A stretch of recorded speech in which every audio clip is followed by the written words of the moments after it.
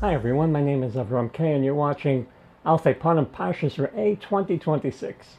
There's a phrase buried in the middle of Parshas that most of us kind of move past without a second look. Amid all the dietary laws, the Torah tells us that when we slaughter an animal for ordinary everyday eating, its blood isn't consumed. It's poured on the ground kamayim, like water. No ceremony attached to it, no obligation follows it. It hits the ground and that's the end of the story. Now, hold on to that image for a second, because a few parshias back in Achrei Mos, we ran into something that looks almost identical on the surface, but plays out completely differently. There's a mitzvah called Kisui Hadam. The Torah describes the exact same moment, an animal slaughtered, blood hitting the ground, except this time the halacha won't let it just lie there. The blood has to be covered. And the law, the halacha, has a strange feature built into it.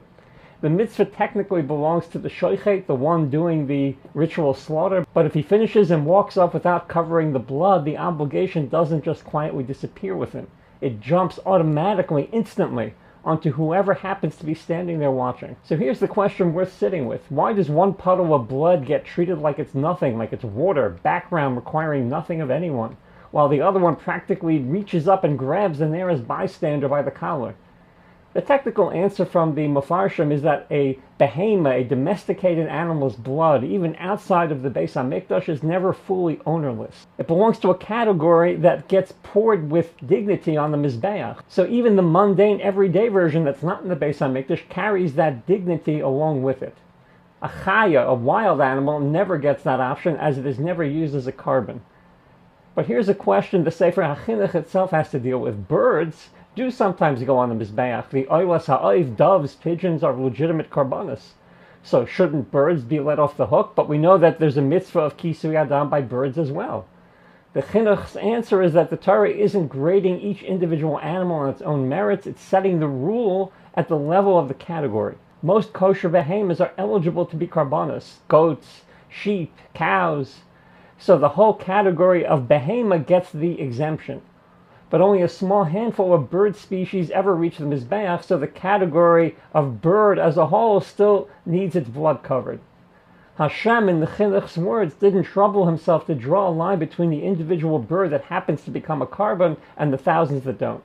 I would suggest that that detail actually sharpens the point rather than complicating it. The Torah is telling us that the blood, the dam of chayos and birds cannot become just another puddle that nobody's responsible for. In fact, Chazal actually derived the whole concept of bizuing mitzvah, of disgracing a mitzvah, from this law, which means kisui adam isn't really a footnote about shchita, about slaughtering. It's the source for an idea that runs through the entire Torah.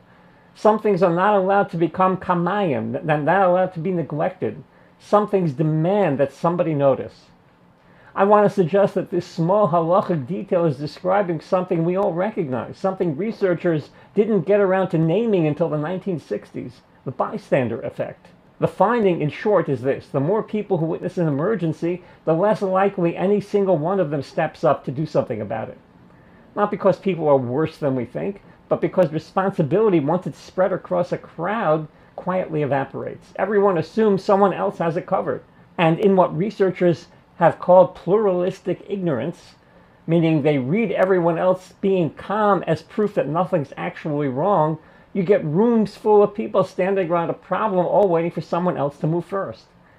That's the exact scene Kisui Adam is engineered to prevent. The shoichet walks away, the dam is sitting there on the ground, and an onlooker has every excuse in the world to think that's his job, not mine. Someone else will handle it. Halacha simply refuses to let that excuse exist. It doesn't try to make you feel more responsible. It makes you responsible immediately by naming the person in front of the uncovered dam as the one who's obligated to cover it. There's no ambiguity left to hide inside. Here's where I'd like to push back on the instinctive read of this mitzvah. The animal's already dead. It can't feel a thing. So achzarius, which is typically referred to as preventing cruelty, doesn't really explain what's going on here. You're not being cruel to the animal. What's really being addressed is quieter than cruelty, and in some ways more familiar to us. Achzarius doesn't only mean active harm, but it can also be translated as callous disregard. The willingness to see something that's calling for a response and to just keep walking past it. Modern psychology has its own name for the mental sleight of hand that makes this feel okay. They call it moral disengagement. The quiet reframing of inaction as morally neutral, not my problem, even when we both know it kind of is. Halacha won't grant us that reframe by making the exposed, uncovered state itself the violation. Not the shaychet's failure, but the fact that it's sitting there unattended. The Torah is telling us that proximity creates obligation, whether or not you cause the problem. Once you see this mechanism, you start noticing it all over the Torah. Mace mitzvah, where an unclaimed body obligates whoever finds it to drop everything and take care of it. Parika, where a collapsed animal under its burden obligates any passerby, owner or not, to help.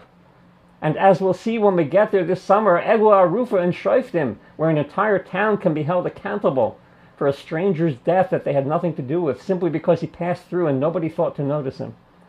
Re'eh gives us the risk in its purest, starkest form, the possibility of treating something significant, blood, a life, another person's unmet need, as though it were only water, requiring nothing from us. The Torah has given us the fix, at least at the individual level.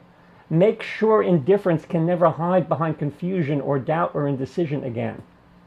And maybe that's the real takeaway to carry out of this Shabbos. The next time we're tempted to assume someone else already saw it, someone else will help, remember that halachas were written specifically to close that gap.